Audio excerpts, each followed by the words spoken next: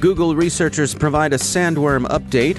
Internet sovereignties considered, an aid to law enforcement, or a means of social control. LinkedIn reports on the 21 million bogus accounts it closed over the past year. Teacher becomes pupil as marketing learns from information operators. An Ohio man gets 6 years in an Akron DDoS case. Ransomware case updates. A parliamentary inquiry into India will look into the deployment of Pegasus against WhatsApp users.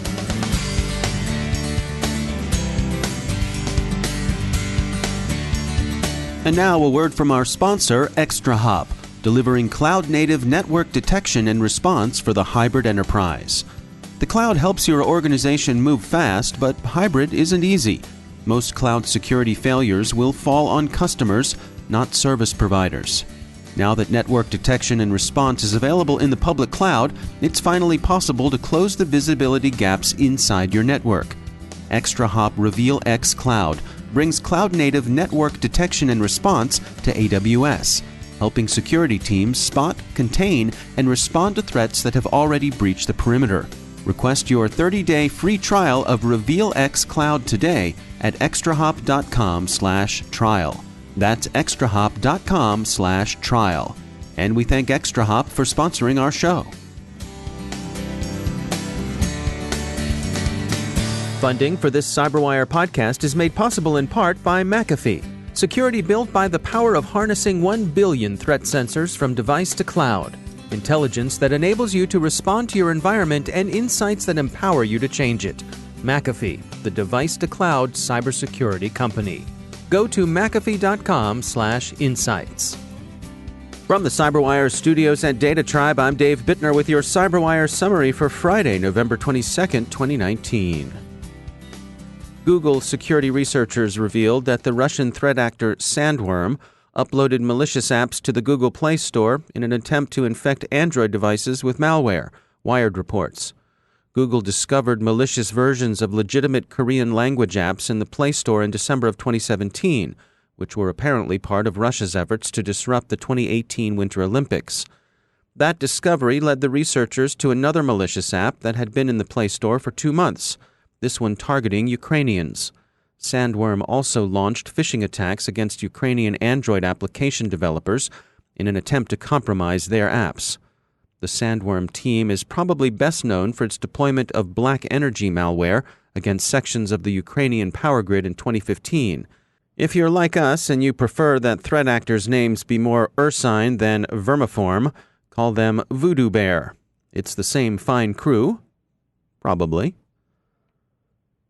As the UN continues its protracted deliberation over the Internet sovereignty measures advanced by Russia and some like-minded states, Decipher points out that Internet sovereignty will actually do little to suppress cybercrime. But of course, online gangbusting isn't really the point, and you don't have to be Elliot Ness to figure that one out. What's of interest to the authors of the proposed international regime seems pretty clearly to be social control, not crooks spreading ransomware or engaging in carding.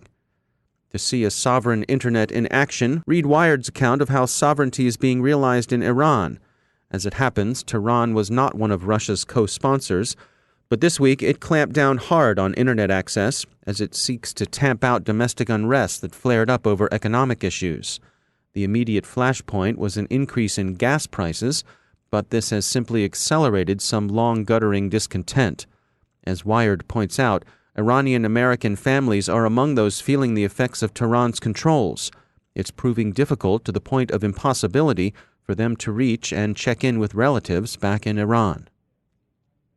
LinkedIn's first moderation report, issued yesterday, says that the business-focused social network booted some 21 million fake accounts over the past year, and the Telegraph wonders if the sock puppets, catfish, and people with non-existent job offers at companies no one's ever heard of were the work of spies. If many or most of those accounts weren't, then all we have to say is the world's intelligence services have really been asleep at the switch. So, if information operations are really marketing in battle dress, what happens when a commercial entity decides it looks good in camouflage? State-style information operations can find, and now have found, their way into clickbait commercial marketing, as a Nisos inquiry into a U.S. news startup and its employment of writers based in Macedonia suggests. Far left or far right, as long as concocted inflammatory news stories drive traffic, it seems to be a win, the New York Times reports. The company involved is LaCourte Media, which aspires, its co-founder Ken LaCourte says, to find middle ground and restore faith in media.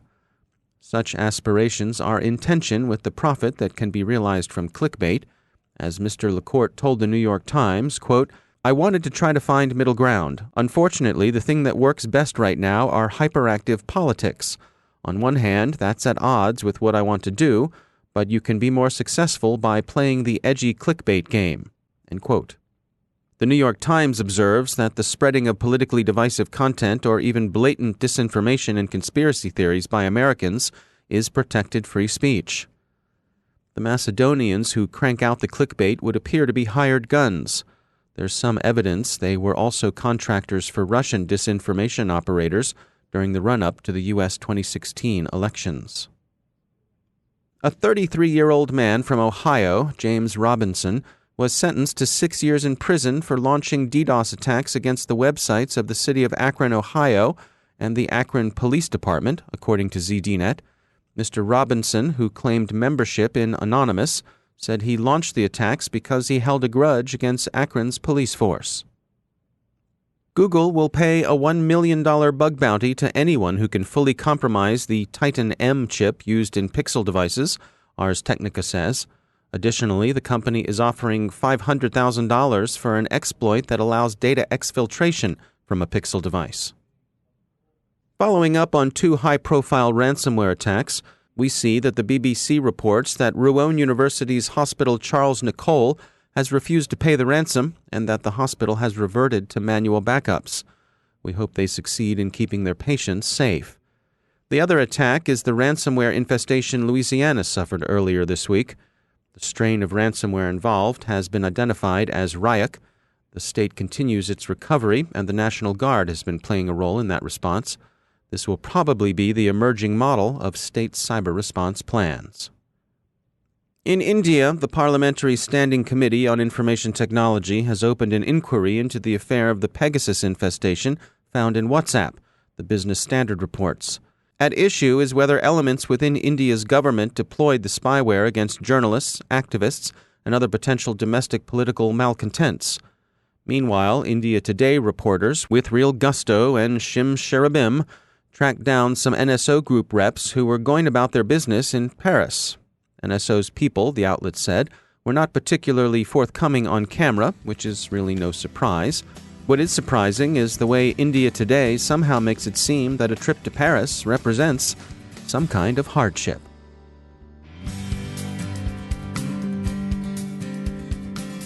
It's time to take a moment to tell you about our sponsor, Recorded Future. Recorded Future is the real-time threat intelligence company whose patented technology continuously analyzes the entire web to develop information security intelligence that gives analysts unmatched insight into emerging threats. And when analytical talent is as scarce and pricey as it is today, every enterprise can benefit from technology that makes your security teams more productive than ever. We here at the CyberWire have long been subscribers to Recorded Future's Cyber Daily, and if it helps us, we're confident it will help you too. Subscribe today and stay a step or two ahead of the threat. Go to recordedfuture.com/cyberwire to subscribe for free threat intelligence updates from Recorded Future. That's recordedfuture.com/cyberwire. And we thank Recorded Future for sponsoring our show.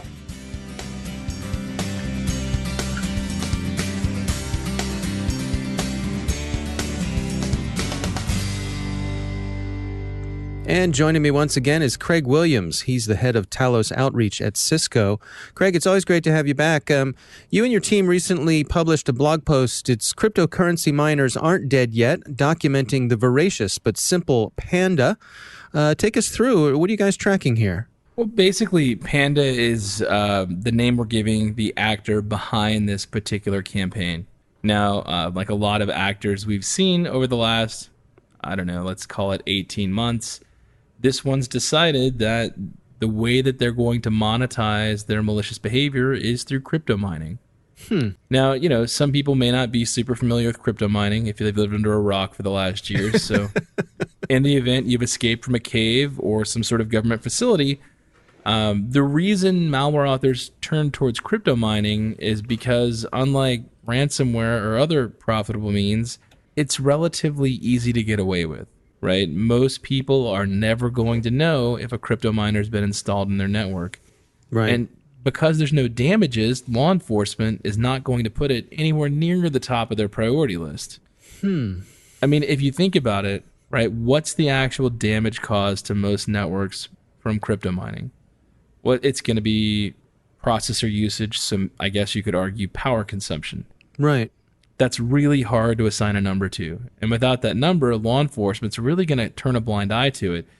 So from an adversary's perspective, crypto mining, basically significantly less risk, no damages, so not really furious victims coming after you, and it's going to be a slow, steady, and consistent payout. And because no one knows that they're infected, well, it's going to keep paying out for the foreseeable future.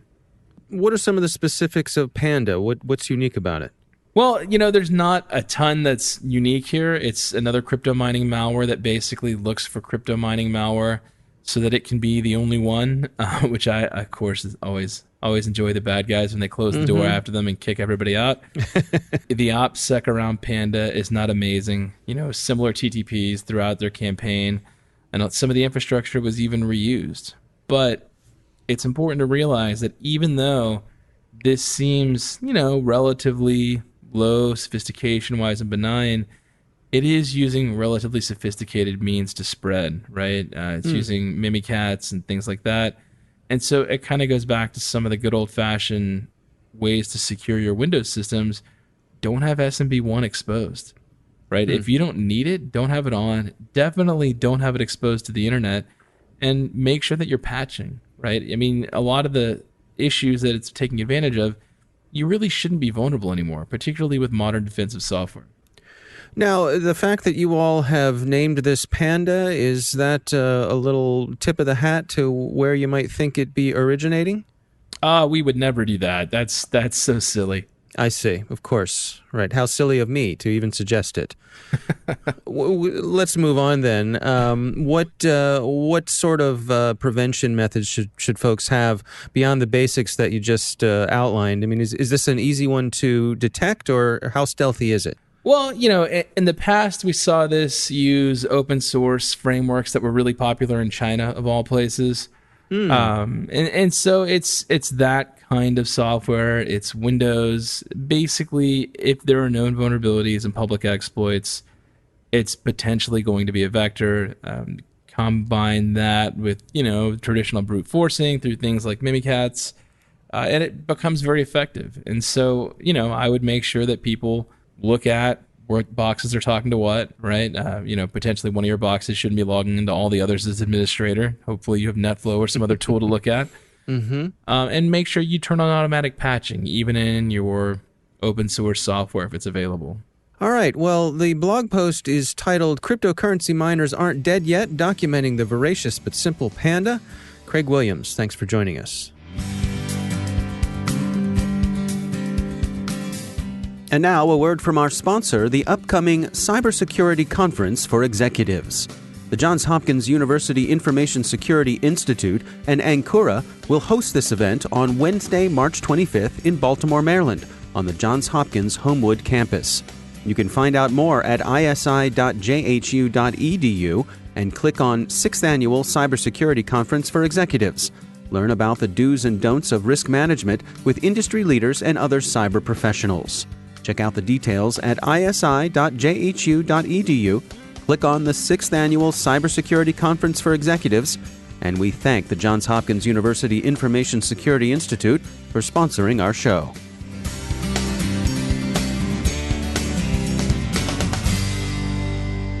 My guest today is Kenan Skelly. She's Vice President of Global Partnerships at Circadence. Earlier in her career, Kenan Skelly served in the U.S. Army as an explosive ordnance disposal technician and went on to work for the Department of Homeland Security, where she served as Chief for Comprehensive Reviews in the Office for Infrastructure Protection. Our conversation centered on the need to get a broad range of young people excited about potential careers in cybersecurity. It's not just about getting kids interested in tech. There are social and cultural issues at play as well. I actually had a young cyber patriot student not too long ago who was absolutely phenomenal. She could code in 16 languages and she was so smart. And when it came time for her to pick, what her major was going to be, she said, well, I think I'm going to be a doctor. And I was like, why? Why would you want to do that? You're so good at this and you obviously love it. You've been in all of the clubs for, 4 or 5 years. And her response was actually, I just don't see myself as a black hoodie kind of girl.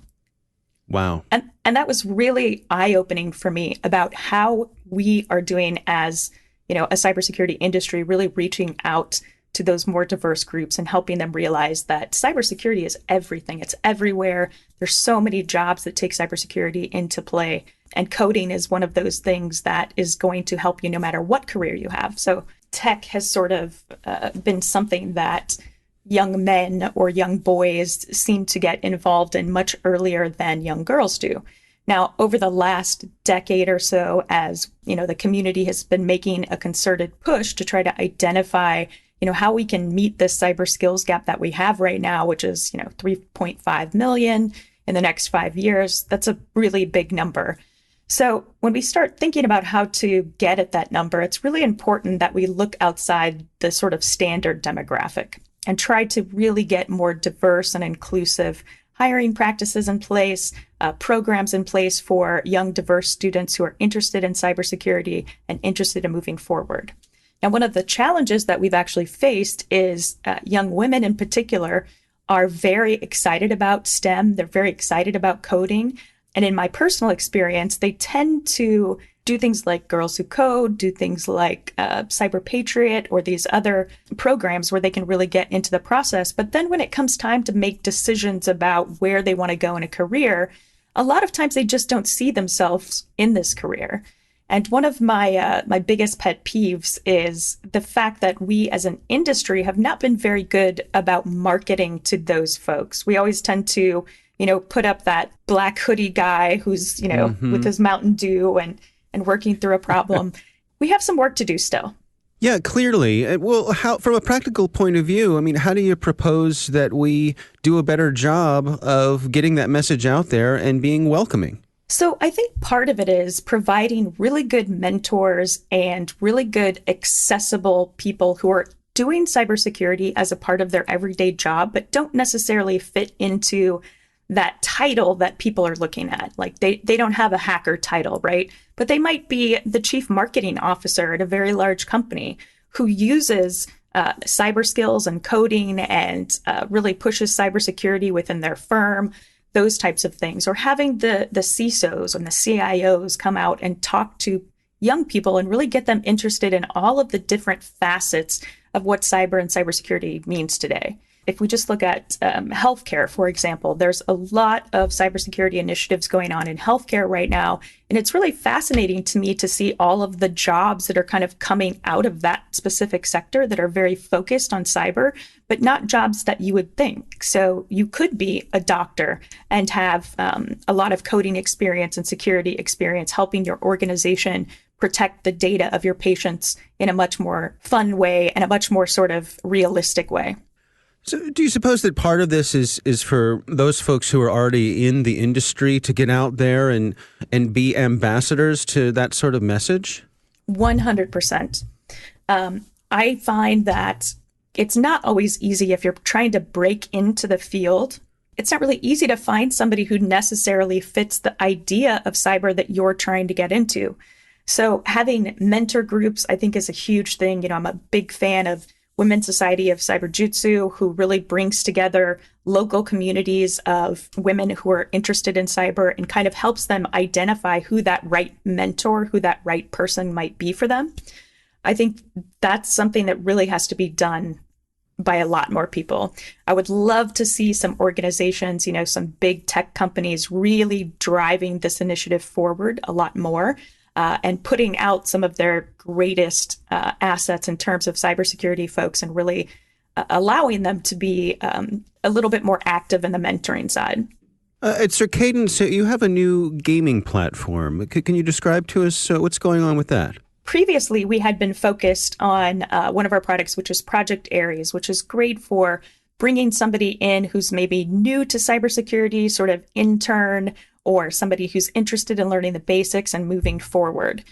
But one of the things that we started thinking about was, that security awareness piece really is the first step. If you're looking at let's say, a global enterprise organization, they're probably doing something with PhishMe or KnowBe4 to really get at that general cybersecurity awareness.